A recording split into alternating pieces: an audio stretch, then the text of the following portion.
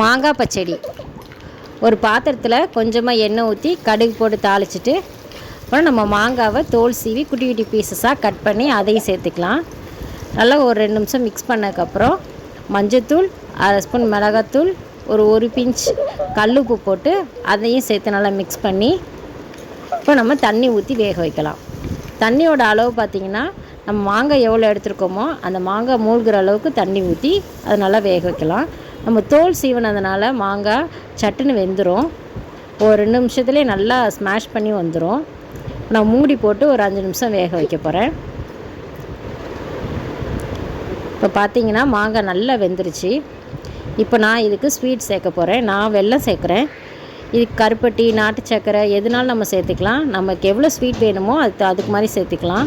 இதை நம்ம ஜாமாக கூட யூஸ் பண்ணிக்கலாம். ப்ரெட்டுக்கு, சாம்பார் சாதம், தயிர் சாதம் இது எல்லாத்துக்குமே இந்த காம்பினேஷன் சூப்பராக இருக்கும். இப்போ மாங்காய் பச்சடி ரெடி.